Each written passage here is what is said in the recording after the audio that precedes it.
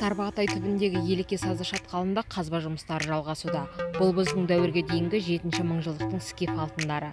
50-ге жуық қорғандар ежелгі уақытта тоналған. Археологтар қазба жұмыстары кезінде құнды заттар салынған қаптарды тапқан.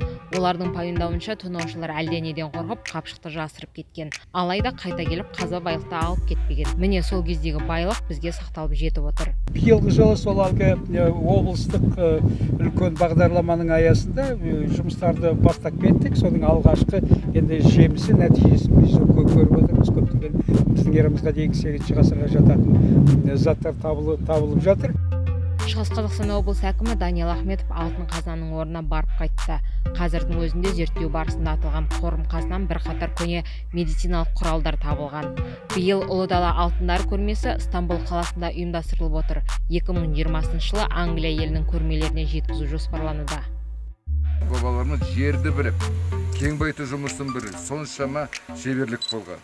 Дүние жүзінде бұл болмаған мәселе. Мәселе тек қана алтында емес, мәселе ғылымда, мәселе білімде. Соны барлығын біздің ата-бабамыз білген. Қазір патшалардың пантеонында Зейнолла Смашев пен Әбдеш Төлеубайдың жетекшілігімен археологтардың 7 тобы жұмыс істейді.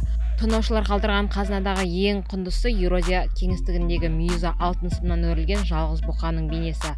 Алтын әшекейлер мен үлкен көлемде алтын арқалар және ұсақ моншақтар да бар. Жүгірген аңның бейнесі тіпті ерекше. Бірінші болып табылған заттар қазақстандықтардың назарына ұсынылады.